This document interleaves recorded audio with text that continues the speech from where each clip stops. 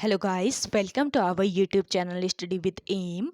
आज मैं आप सभी के लिए काफ़ी इंपॉर्टेंट वीडियो लेके आई हूँ। तो देखिए, आगामी फॉरेस्ट गार्ड के एग्ज़ाम के रिगार्डिंग हमारे द्वारा forest guard special mock series start की गई है, जिसका पार्ट 46 आज मैं आप सभी के लिए लेके आई हूँ। ये जो मॉक सीरीज़ है, ये आपको डेली प्रोवाइड कराई जा रही है, जो कि आपके आगामी फॉरेस्ट गार्ड के एग्ज़ाम के लिए इम्पॉर्टेंट है। साथ ही साथ अदर उत्तराखंड एग्ज़ाम के लिए भी ये मॉक सीरीज़ इम्पॉर्टेंट रहने वाली है। तो आप सभी लोग हमारी इस सीरीज़ में स्टार्टिंग से लेकर एंड तक बने रहें। इस सीरीज़ में हमारे द्वारा करंट के क्वेश्चंस भी इंक्लूड किए गए हैं, ताकि करंट अफेयर्स भी आपके इसी मॉक सीरीज़ से ही कवर हो जाएं। तो चलिए आज के इस मॉक सीरीज़ को स्टार्ट करते हैं। स्टार्ट करने से पहले जिन लोगों ने अभी तक हमारे YouTube channel study with M को सब्सक्राइब नहीं किया है, वो सब्सक्राइब कर लें। साथ ही साथ बगल में जो बेल आइकन दिख रहा है, इसे भी प्रेस कर लें, ताकि हम कोई भी वीडियो डालते हैं तो उसका नोटिफिकेशन आपके पास जल्द से जल्द पहुंच जाए। आप सभी लोग हमारे टेलीग्राम चैनल को भी ज्वाइन कर सकते हैं। अराउंड 6.6 के यहाँ पे ग्रुप मेंबर्स हो चुके हैं। सुबह 10 बजे और शाम 8 बजे यहाँ पे क्विज का आयोजन भी कराया जाता है। इसके अलावा अदर इम्पॉर्टेंट अपडेट्स पीडीएफ्स यहीं पे शेयर की जाती हैं। लिंक आपको इसका डिस्क्रिप्शन बॉक्स में मिल जाएगा। बढ़ते हैं आज की वीडियो की ओर।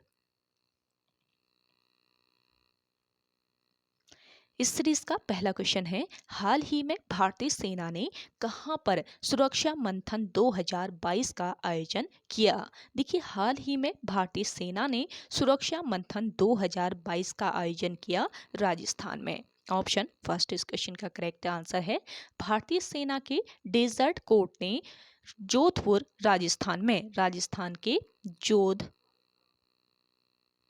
में सीमा और तटीय सुरक्षा के पहलुओं पर सुरक्षा मंथन 2022 का आयोजन किया और चर्चा के दौरान अंतर्राष्ट्रीय सीमा और तटीय क्षेत्रों के साथ समग्र सुरक्षा बढ़ाने के लिए नॉन ऑपरेबिलिटी, ऑपरेशनल हार्मनी यानी कि आपका परिचालन सामंजस्य और रसद यानी कि लॉजिस्टिक्स के पहलुओं पर भी विचार किया गया। अगला क्वेश्चन है, हाल ही में किस राज्य सरकार ने नारी को नमन योजना शुरू की है। देखिए, हाल ही में कौन सी ये राज्य सरकार है जिसने नारी को नमन योजना शुरू की है। तो ये सरकार है हिमाचल प्रदेश राज्य सरकार। ऑप्शन फर्स्ट इस क्वेश्चन का करेक्ट आंसर है हिमाचल प्रदेश के मुख्यमंत्री जयराम ठाकुर। हिमाचल प्रदेश के मुख्यमंत्री है जयराम ठाकुर। तो जयराम ठाकुर ने राज्य की सीमाओं के भीतर महिला यात्रियों को हिमाचल सड़क परिवहन निगम बसों में किराए में 50% रियायत प्रदान करने के लिए नारी को नमन योजना शुरू की है। और मुख्यमंत्री ने 15 अप्रैल हिमाचल दिवस पर महिलाओं को बस किराए में 50% छूट देने की घोषणा की थी। टिकट में महिलाओं के रियायत देने के अलावा सरकार ने HRTC टिकट में महिलाओं को रियायत देने के अलावा सरकार ने HRTC यानी कि हिमाचल रोड ट्रांसपोर्ट कॉरपोरेशन बसों में न्यूनतम किराए के 7 रुपये से घटाकर 5 रुपये करने की भी घोषणा की। और इसके अलावा HRTC कि राइड विद प्राइड टैक्सियों में महिला ड्राइवरों के 25 पद भी भरे जाएंगे।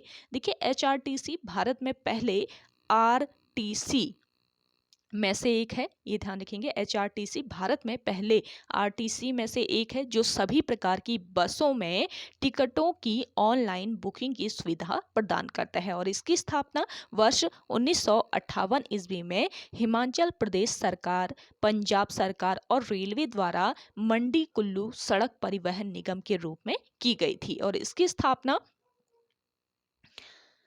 पंजाब और हिमाचल प्रदेश में परिवहन को संचालित करने के लिए की गई थी। और 2 अक्टूबर 1974 को, ध्यान दीजिएगा, 2 अक्टूबर 1974 को इस निगम का हिमाचल सरकार में विलय कर इसका नाम हिमाचल सड़क परिवहन निगम कर दिया गया। नेक्स्ट क्वेश्चन है,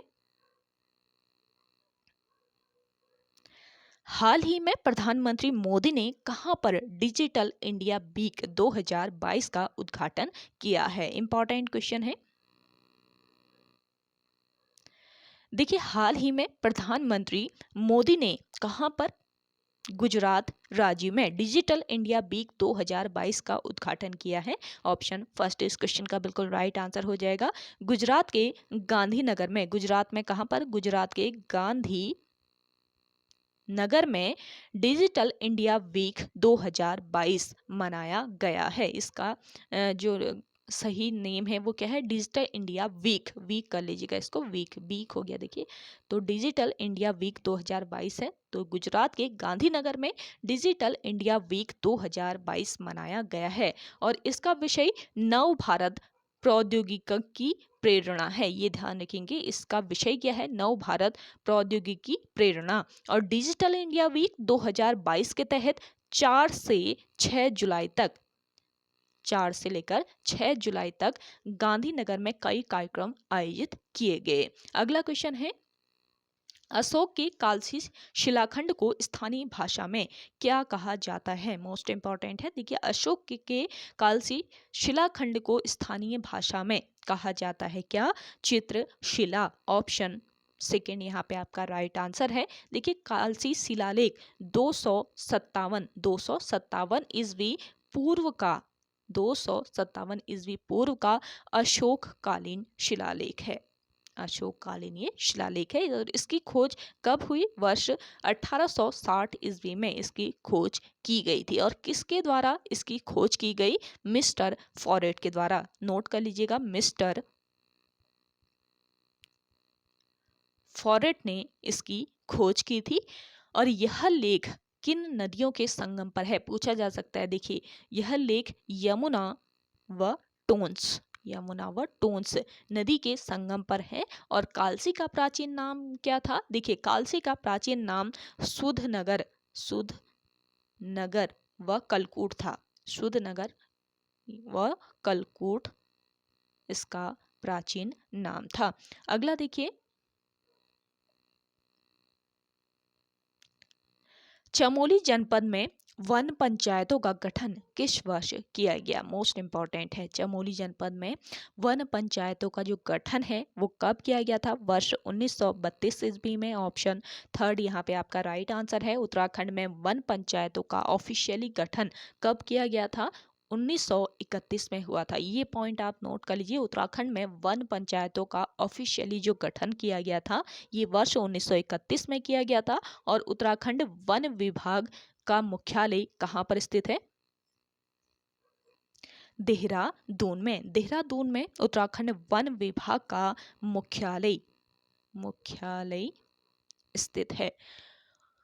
और वन संरक्षण अधिनियम 1980 में पारित पहलुओं स्वतंत्र भारत की पहली राष्ट्रीय जो वन नीति है ये कब जारी हुई, ये आप कमेंट करके बताइएगा। स्वतंत्र भारत की पहली जो राष्ट्रीय वन नीति है वो कब जारी की गई, ज़्यादा से ज़्यादा लोग कमेंट कीजिएगा। और वन संरक्षण अधिनियम जो है ये कब पारित किया गया था, वर्ष 1980 ईस्वी में। और चमोली जनपद में वन पंचायतों का गठन किस वर्ष किया गया, वर्ष 1932 ईस्वी में किया गया। ये ध्यान रखेंगे। उत्तराखंड में तो वन पंचायतों का जो ऑफिशियली गठन हुआ था वो वर्ष 1931 में हुआ था। और इसके एक वर्ष बाद, इसके एक साल बाद चमोली जनपद में वन पंचायतों का गठन किया गया। ये ध्यान रखेंगे। अगर आपको उत्तराखंड में वन पंचायतों का ऑफिशियली गठन कब हुआ आपको पता होगा तो आप चमोली का कर सकते हैं। जस्ट उसके एक साल बाद चमोली जनपद में वन पंचायतों का गठन किया गया था। अगला क्वेश्चन है आपका,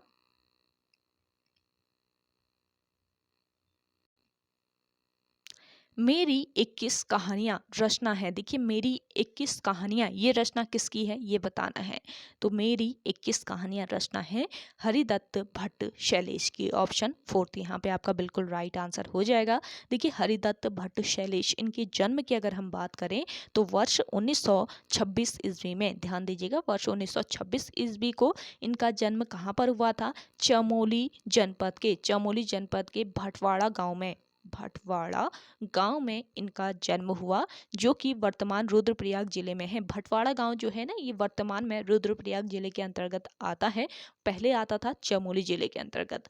और 19 सितंबर को इनकी पुण्यतिथि को उत्तराखंड में कौन सा दिवस मनाया जाता है? देखिए 19 सितंबर को इनकी पुण्यतिथि होती है। तो 19 सितंबर को इनकी पुण्यतिथि को उत्तराखंड में साहित्य दिवस के रूप में मनाया जाता है। आपसे पूछा जाए किसकी पुण्यतिथि को उत्तराखंड में साहित्य दिवस के रूप में मनाया जाता है, तो ये कौन है? हरिदत्त भट्ट शैलेश हैं और इनकी पुण्यतिथि होती है 19 सितंबर को। नेक्स्ट क्वेश्चन देखिए,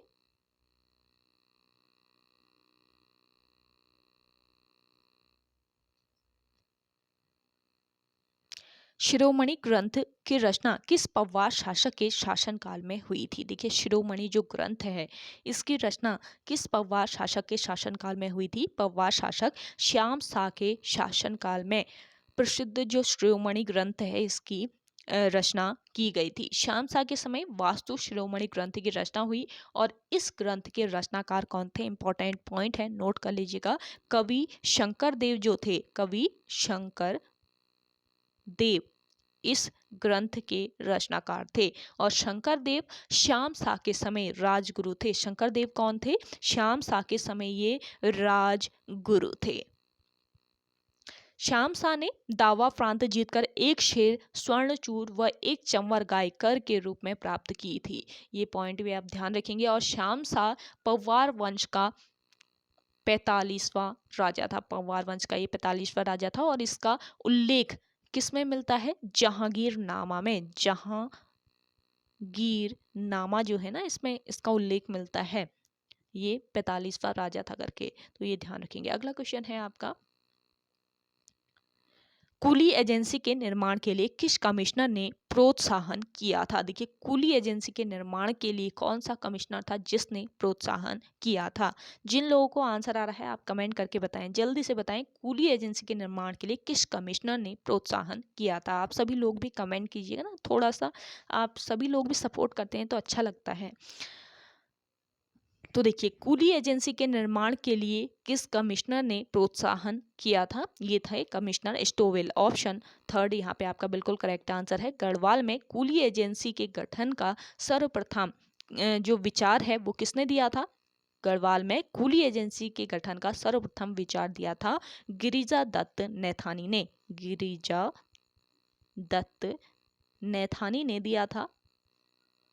और इस एजेंसी का प्रारंभिक प्रयोग कहाँ पर किया गया था? पौड़ी के द्वारी खाल क्षेत्र में। ये ध्यान रखेंगे, पौड़ी गढ़वाल के द्वारी खाल क्षेत्र में कुली एजेंसी के निर्माण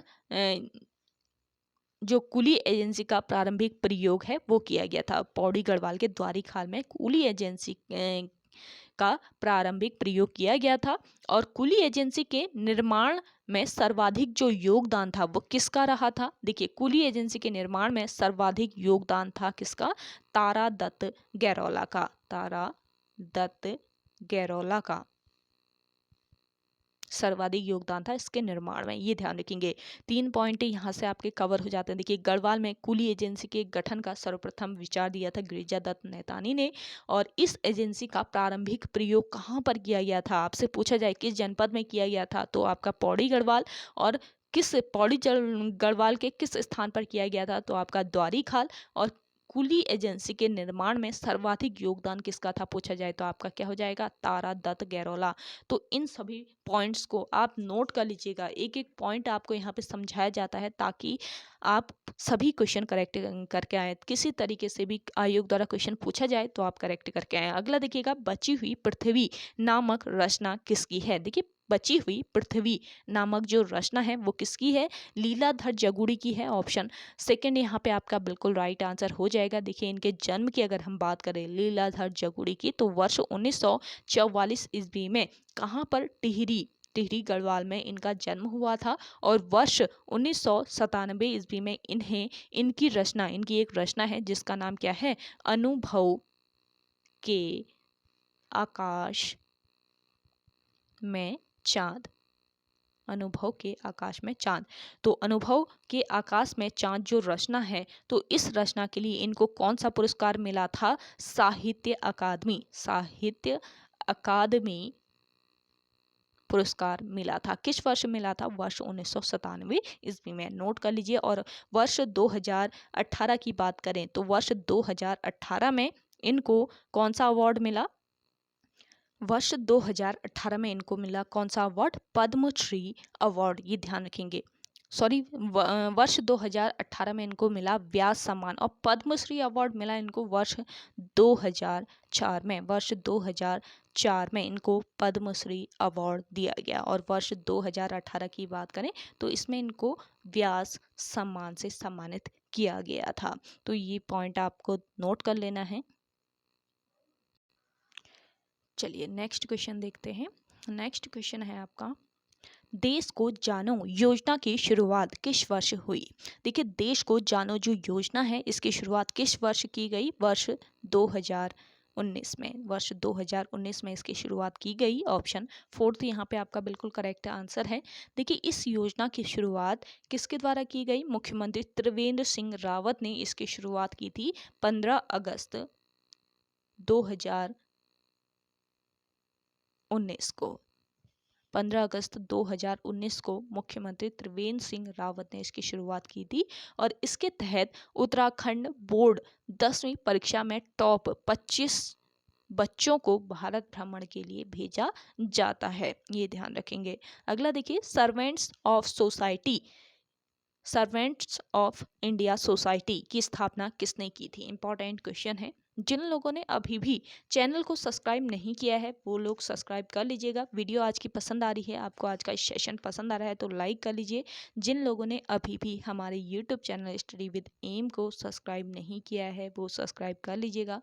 और ज़्यादा से ज़्यादा आप सभी को शेयर करना है सेशन को अपने दोस्तों के साथ, अपने व्हाट्सएप ग्रुप्स में। डेली बेसिस पे आपको ये सेशन मिलता है स्टडी विद एम पर, तो आप सभी लोग ज़्यादा से ज़्यादा इस सेशन को शेयर कीजिएगा। और इसके अलावा आपको सुबह 10 बजे भी क्लास मिल रही है। एक दिन आपको, कल आपको पॉलिटी की क्लास मिली हुई थी और आज आपको ज्योग्राफी की क्लास मिली थी सुबह। जिन लोगों ने नहीं देखा है वो लोग देख लीजिएगा। परसों को आपको हिस्ट्री की क्लास मिली थी। ऐसे ही फिर कल आपकी हिस्ट्री की क्लास चलेगी, फिर अगले दिन पॉलिटी की चलेगी, फिर ज्योग्राफी की। तो आपका सुबह फिक्स रहता है एक क्लास चलेगी। और काफ़ी इंपॉर्टेंट वो सीरीज़ रहती है, वहाँ पर टॉपिक वाइज आपका सेशन चल रहा है। तो जो लोग सभी एग्ज़ाम की तैयारी कर रहे हैं, या फिर आप फॉरेस्ट गार्ड के एग्ज़ाम की तैयारी कर रहे हैं, या फिर उत्तराखंड पुलिस की तैयारी कर रहे हैं, या अदर कोई वन डे एग्ज़ाम, उत्तराखंड का वन डे एग्ज़ाम की तैयारी कर रहे हैं, या फिर आप सेंट्रल लेवल के एग्ज़ाम की तैयारी करें, तो सभी के लिए इंपॉर्टेंट रहेगी वो क्लास। तो आप सभी लोग सुबह 10 बजे ज़रूर फॉलो कीजिएगा।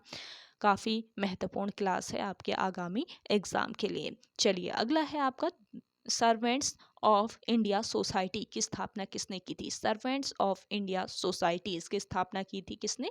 गोपाल कृष्ण गोखले ने। ऑप्शन 4 तो यहाँ पे आपका बिल्कुल राइट आंसर हो जाएगा। देखिए, सर्वेंट्स ऑफ इंडिया सोसाइटी की स्थापना कब की गई? वर्ष 1905 ईस्वी में। वर्ष 1905 ईस्वी में। कहाँ पर इसकी स्थापना? पुणे, महाराष्ट्र में। पुणे, महाराष्ट्र में इसकी स्थापना किसके द्वारा? गोपाल कृष्ण गोखले के द्वारा की गई थी। और इसका उद्देश्य क्या था? सर्वेंट ऑफ इंडिया सोसाइटी, इसका उद्देश्य क्या था? तो इस सोसाइटी का उद्देश्य नौजवानों को सार्वजनिक जीवन के लिए प्रशिक्षित करना था। और इस सोसाइटी के सदस्य जो होते थे वो आजीवन देश की सेवा का वचन लेते थे। अगला क्वेश्चन है आपका, पांचवी पांचवी पंचवर्षीय योजना का मूल उद्देश्य क्या था? देखिए, पांचवी जो पंचवर्षीय योजना थी ये कब से कब तक चली थी? 1974 से लेकर वर्ष 1979 तक ये चली थी। इसका कार्यकाल था, सॉरी, पंचवर्षीय योजना का कार्यकाल कितना था? 1974 से लेकर 1979 तक। और यह जो पंचवर्षीय योजना थी इसका मूल उद्देश्य था गरीबी हटाओ। ऑप्शन फर्स्ट इस क्वेश्चन का बिल्कुल राइट आंसर है। तनाव, रोजगार, गरीबी उन्मूलन और न्याय पर यह योजना रखी गई थी। और इस योजना में कृषि उत्पादन और आत्मनिर्भरता पर भी जोर दिया गया। और वर्ष 1978 ईस्वी में नवनिर्वाचित मोरारजी देसाई सरकार ने इस योजना को अस्वीकार कर दिया। ध्यान रखिएगा इसका कार्यकाल कितना था, 1974 से लेकर 1979 तक था। लेकिन जब वर्ष 1978 ईस्वी में नवनिर्वाचित मोरारजी देसाई सरकार आई तो देसाई सरकार ने इस योजना को अस्वीकार कर दिया और यह योजना मात्र 4 वर्षों के बाद ही समाप्त हो गई थी। मात्र आपसे अगर पूछा जाए कि कौन सी योजना ऐसी थी जो कि 4 वर्षों के बाद समाप्त हो गई थी या सिर्फ 4 वर्षों तक ही चली थी, तो ये थी आपकी 5वीं पंचवर्षीय योजना। और 2 अक्टूबर 1975 ईस्वी में क्षेत्रीय ग्रामीण बैंक की स्थापना की गई। कब की गई? 2 अक्टूबर 1975 को क्षेत्रीय ग्रामीण बैंक की स्थापना की गई। और इस बैंक की जो स्थापना है वो किस पंचवर्षीय योजना के दौरान की गई थी? 5वीं पंचवर्षीय योजना के दौरान। तो ये पॉइंट आप ध्यान में रखिए, काफी महत्वपूर्ण पॉइंट है। अगला देखिएगा, मानवीय गरीबी सूचकांक किस वर्ष विकसित किया गया? देखिए मानवीय गरीबी सूचकांक जो है ये किस वर्ष विकसित किया गया था? वर्ष 1997 ईस्वी में। ऑप्शन थर्ड यहाँ पे आपका बिल्कुल करेक्ट आंसर है। देखिए मानव गरीबी सूचकांक यानी कि HPI एक देश में एक समुदाय की गरीबी का संकेत था जिसे संयुक्त राष्ट्र द्वारा मानव विकास सूचकांक के पूरक विकसित किया गया था। किसके द्वारा विकसित किया गया था? संयुक्त राष्ट्र द्वारा मानव विकास सूचकांक के पूरक इसको विकसित किया गया था। और इसे पहली बार वर्ष 1997 ईस्वी में मानव विकास रिपोर्ट के भाग के रूप में प्रस्तुत किया गया था। और मानव गरीबी सूचकांक देश में जीवन स्तर के मानक को दर्शाता है। जीवन का स्तर क्या है, इसके मानक को दर्शाता है। क्या? HPI सूचकांक यानी कि मानव गरीबी सूचकांक, HPI इंडेक्स या मानवीय गरीबी सूचकांक। अगला देखिएगा, यापनी किसका एक संप्रदाय था?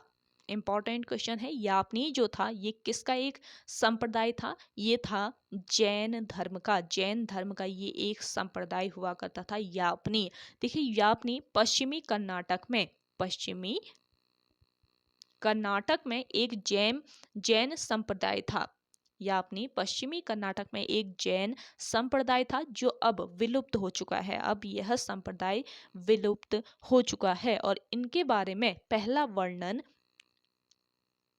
475 से 490 ईस्वी से पसालिका के कदम्ब के राजा, जो कदम्ब के राजा थे कौन? मृगसवर्मन थे। मृगसवर्मन इनका नाम था। तो इनके बारे में यापनीय जो थे इनके बारे में पहला वर्णन 475 से लेकर 490 ईस्वी के पसालिका के कदम्ब के राजा थे मृगसवर्मन। तो मृगसवर्मन के शिलालेखों में मिलता है। इनके बारे में पहला वर्णन 475 से 490 ईस्वी में पलासिका के जो कदम्ब के राजा थे मृगसवर्मन, तो इनके शिलालेखों में मिलता है, जिन्होंने जैन मंदिर के लिए दान दिया था। मृगसवर्मन जो है इन्होंने जैन जो मंदिर था उसके लिए दान भी दिया था। और इसके अलावा इन्होंने नृग जो ग्रंथियां थी, नृग ग्रंथियां तथा कुर्चक थे, इनको भी अनुदान दिया था। और शक 1316 ईस्वी में 1316 ईस्वी का अंतिम शिलालेख जिसमें यपनियों के बारे में वर्णन दिया है। शक 1316 का अंतिम शिलालेख जिसमें यपनियों के बारे में वर्णन दिया गया है, ये ध्यान रखेंगे। शक 1316 का अंतिम शिलालेख है जिसमें किसका वर्णन दिया गया है? यापनियों या यपनियों भी इसको कहा जाता है। तो इनका वर्णन दिया गया है। दक्षिण पश्चिम कर्नाटक के तुवुल इलाके से मिला है। कहाँ से मिला है? शक 1316 का अंतिम शिलालेख दक्षिण पश्चिम कर्नाटक के तुवुल इलाके से, तुवुल नामक इलाके से यह शिलालेख मिला है। तो कहाँ से ये शिलालेख मिला है ये भी आयोग के द्वारा पूछा जा सकता है। शक 1316 का अंतिम शिलालेख जिसमें यपनियों के बारे में यानी कि यापनियों के बारे में वर्णन किया गया है, तो ये दक्षिण पश्चिम कर्नाटक के तुवुल इलाके से मिला है। अगला क्वेश्चन है आपका, गोरखा शासनकाल में भावर के पहाड़ी पशुचारक होते थे, तो उनके द्वारा वसूला जाने वाला कर कौन सा था? देखिए, गोरखा शासनकाल में भावर में पहाड़ी पशु चारकों द्वारा जो वसूला जाने वाला कर था, तो ये कर कौन सा था, ये बताना है। इस कर का नाम था, कौन सा ये कर था? ये था आपका दोनिया नामक कर। ऑप्शन फर्स्ट इस क्वेश्चन का करेक्ट आंसर है। गोरखा शासनकाल में भाबर में पहाड़ी पशु चारकों द्वारा दोनिया नामक कर वसूला जाता था। बात करें टीका भेंट कर की, तो शादी विवाह के समय यह कर वसूला जाता था। शायर कर की बात करें तो ये सीमा व चुंगी कर था, सीमा व चुंगी कर था आपका शायर कर। और मौ कर की बात करें तो ये प्रति परिवार लगता था, यानी कि हर परिवार को यह कर देय होता था, प्रति परिवार यह कर लगता था। चंद राजाओं ने भी यह कर लगाया था, तो ये ध्यान रखेंगे, प्रति परिवार जो मौकर है ये चंद राजाओं ने भी लगाया था। गोरखा शासनकाल में तो लगा ही था, लेकिन चंद राजाओं के द्वारा भी यह कर लगाया गया था। और शायर कर, टीका भेंट कर, दोनिया कर, ये सभी कर आपके गोरखा शासनकाल से संबंधित है। ये पॉइंट भी आप नोट कर लीजिएगा। अगला देखिए, आदि बद्री का स्थानीय नाम क्या है? जिन लोगों को सेशन आज का पसंद आ रहा है तो इस सेशन को लाइक कर लीजिए। जिन लोगों ने अभी भी हमारे YouTube channel study with M को सब्सक्राइब नहीं किया है वो सब्सक्राइब कर लीजिए। और इस सेशन को आप सभी लोग ज़्यादा से ज़्यादा जितना हो सके आप सभी लोग शेयर कीजिए अपने दोस्तों के साथ, अपने व्हाट्सएप ग्रुप्स में। आज का ये सेशन आपको कैसा लग रहा है? कमेंट सेक्शन में कमेंट अपना फीडबैक जरूर दिया कीजिएगा। आप सभी लोग, काफ़ी इम्पोर्टेंट रहता है आपका फीडबैक हमारे लिए, क्योंकि हम मोटिवेट रहते हैं। देखिए, आप कमेंट करते हैं तो हम भी मोटिवेट रहते हैं कि आपको वीडियो पसंद आ रही है या नहीं आ रही है, और कहाँ पर कमी आ रही है उसको हम और भी ज़्यादा इम्प्रूव करते हैं। किस चीज़ में आपको ज़्यादा प्रॉब्लम आ रही है आप वो भी कमेंट कर सकते हैं, तो आपका यहाँ पर हर डाउट क्लियर कराया जाएगा। तो ज़्यादा से ज़्यादा आप सभी लोग स्टडी विद एम को सपोर्ट कीजिए, ज़्यादा से ज़्यादा आप क्लासेस शेयर कीजिए। इसके अलावा आपको कोई भी इंपॉर्टेंट नोटिफिकेशन मिलता है तो वो सबसे पहले स्टडी विद एम पर मिलता है। कल एक नोटिफिकेशन आयोग के द्वारा जारी किया गया था, आपको प्रोवाइड कराया गया था। मेरे ख्याल से वो वीडियो वीपीडियो के संबंध में था, तो जिन लोगों ने वो नोटिफिकेशन नहीं देखा है तो वो नोटिफिकेशन आप देख लीजिएगा, स्टडी विद एम पर आपको प्रोवाइड कराया गया है। अगला देखिएगा, आदि बद्री का स्थानीय नाम क्या है? देखिए, आदि बद्री का स्थानीय नाम है नौठा। ऑप्शन सेकेंड यहाँ पे आपका बिल्कुल करेक्ट आंसर है। आदि बद्री मंदिर कर्णप्रयाग से, आदि बद्री मंदिर जो है ये कहाँ से? कर्णप्रयाग से 21 किलोमीटर की दूरी पर स्थित है। और यहाँ पर 16 छोटे छोटे मंदिर हैं, जिनमें छत वाले 7 मंदिर अत्यधिक प्राचीन है। छत वाले जो 7 मंदिर है ये अत्यधिक प्राचीन है। और इनकी स्थापना किस काल में हुई थी? इनकी स्थापना हुई थी गुप्त काल में। और यहाँ के मुख्य मंदिर में भगवान विष्णु की प्रतिमा 1 मीटर ऊंची है। यहाँ पर जो मुख्य मंदिर है वहाँ पर किसकी प्रतिमा है? भगवान विष्णु की प्रतिमा है, और 1 मीटर ऊंची ये प्रतिमा है। विष्णु भगवान ही आदि बद्रीनाथ है, ये ध्यान रखेंगे। आदि बद्रीनाथ कौन है? विष्णु भगवान है, यानी कि बद्री नाथ जो धाम है वहाँ पर भगवान विष्णु की पूजा की जाती है। अगला क्वेश्चन है आपका,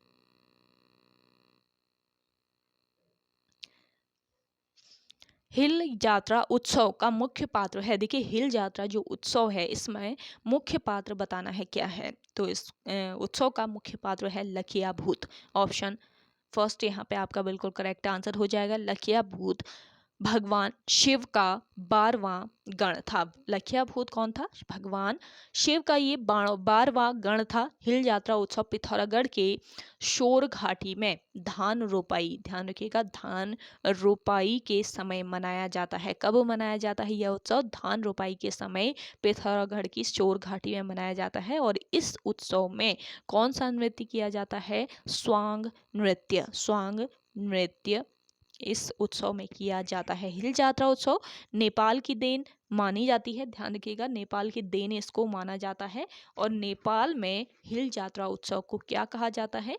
इंद्र जात्रा। इंद्र जात्रा इसको कहा जाता है नेपाल में। और हिल जात्रा नाटक का मुख्य कलाकार क्या है? लखिया भूत। अगला देखिएगा, हिमाचल के किन्नौर व हर्षिल घाटी को कौन सा दर्रा जोड़ता है? मोस्ट इंपॉर्टेंट है, हिमाचल के किन्नौर व हर्षिल घाटी को जोड़ने वाला जो दर्रा है ये है जमखाजा दर्रा। ऑप्शन सेकेंड यहाँ पे आपका बिल्कुल करेक्ट आंसर है। बात करें बरासू दर्रे की तो ये हरकीदून, बरासू दर्रा जो है ये हरकीदून और किन्नौर घाटी को, हरकीदून और किन्नौर घाटी को आपस में जोड़ता है। यानी कि हरकीदून व किन्नौर घाटी के बीच एक प्राचीन व्यापार मार्ग था आपका बरासू नाम का दर्रा। और बात करें शंखकंठ दर्रे की, ये उत्तरकाशी और हिमाचल के बीच स्थित है। हिमाचल प्रदेश के बीच स्थित है। कौन सा दर्रा? शंखकंठ दर्रा हिमाचल प्रदेश और उत्तरकाशी को ये जोड़ता है। बात करें कालिंदी दर्रे की तो कालिंदी दर्रा उत्तरकाशी व चमोली के बीच स्थित है। चमोली व उत्तरकाशी को जोड़ने वाला दर्रा है कालिंदी दर्रा, ये ध्यान रखेंगे। और हर्षिल जो है, एक पॉइंट और ध्यान रखेंगे, हर्षिल उत्तरकाशी जिले में एक प्रमुख पर्यटक स्थल है और हर्षिल को भारत का मिनी स्विट्जरलैंड कहा जाता है। ये ध्यान रखेंगे। हर्षिल जो क्षेत्र है ये किस जनपद में है? उत्तरकाशी जनपद में स्थित है और ये उत्तरकाशी जिले का मुख्य पर्यटक स्थल है और हर्षिल को भारत का मिनी स्विट्जरलैंड कहा जाता है। ये पॉइंट पे आप ध्यान रखेंगे। और किन्नौर व हर्षिल घाटी को जोड़ने वाला दर्रा है जमखाजा दर्रा। अगला क्वेश्चन देखिए, शहीद ए वतन पिथौरागढ़ पुस्तक के लेखक कौन है? देखिए, शहीद ए वतन पिथौरागढ़ पुस्तक के लेखक हैं राजेश मोहन उप्रेती। ऑप्शन थर्ड यहाँ पे आपका राइट आंसर हो जाएगा। देखिए, राजेश मोहन उप्रेती, इनका जन्म कब हुआ? 27 मार्च 1968 ईस्वी में इनका जन्म पिथौरागढ़ के हुड़ेती गांव में हुआ। पिथौरागढ़ के कहाँ पर? हुड़ेती गांव में इनका जन्म हुआ था। एक एक पॉइंट बताती हूँ। देखिए, गांव में, किस गांव में, कभी कभी ऐसा होता है ना, आयोग के द्वारा पूछ लिया जाता है, बताइए इनका जन्म किस गांव में हुआ और ये किस गांव से संबंधित है। इस तरीके से क्वेश्चन पूछे जाते हैं, इसलिए एक एक पॉइंट यहाँ पे बताना बहुत जरूरी है। आप इनको नोट करते रहें। देखिए, इनका जन्म 27 मार्च 1968 को हुआ पिथौरागढ़ के हुड़ेती गांव में। और वर्ष 2004 की अगर हम बात करें तो वर्ष 2004 में इनकी दो पुस्तकें, एक तो थी क्रीड़ा पथ उत्तरांचल व शहीद ए वतन। वर्ष 2004 में इनकी दो पुस्तकें क्रीड़ा पथ उत्तरांचल व शहीद ए वतन पिथौरागढ़, वर्ष 2004 में ये पुस्तकें प्रकाशित हुई थी। और क्रीड़ा पथ पुस्तक जो है ये खेल क्षेत्र में अग्रणी पुस्तक है। क्रीड़ा पथ जो पुस्तक है वो खेल क्षेत्र में अग्रणी पुस्तक है और इसमें राज्य के खिलाड़ियों के बारे में विस्तृत जानकारी दी गई है। और वर्ष 2012 में इन अनुपम पुस्तक धरोहर जनपद पिथौरागढ़ इनकी प्रकाशित हुई। वर्ष 2012 में इनकी अनुपम पुस्तक धरोहर जनपद पिथौरागढ़ प्रकाशित हुई और इन्हें वर्ष 2004 से लेकर अब तक कई पुरस्कार मिल चुके हैं। किसको? राजेश मोहन उप्रेती को। ये ध्यान रखेंगे। अगला क्वेश्चन है आपका, लड़ीधुरा मेला किस जनपद में लगता है? जिन लोगों को आंसर आ रहा है आप कमेंट सेक्शन में कमेंट कीजिए जल्दी से। लड़ीधुरा मेला किस जनपद में लगता है? देखिए, लड़ीधुरा का जो मेला है ना आपका, ये कहाँ पर लगता है? ये आपके कहाँ पर? चंपावत जनपद में लगता है। कब लगता है इस मेले का आयोजन? चंपावत जनपद में कब किया जाता है? आप सभी लोग कमेंट सेक्शन में इसका आंसर कमेंट करके बताइएगा। तो ओके गाइज, आज के इस सेशन में इतना ही। आई होप आपको आज का ये सेशन पसंद आया होगा। अगर आज का ये सेशन आपको पसंद आता है तो इस सेशन को लाइक कीजिए, शेयर कीजिए और जिन लोगों ने अभी भी हमारे YouTube channel study with M को सब्सक्राइब नहीं किया है वो सब्सक्राइब कर लीजिए। चलिए मिलते हैं एक नई इंटरेस्टिंग वीडियोस के साथ, तब तक के लिए धन्यवाद।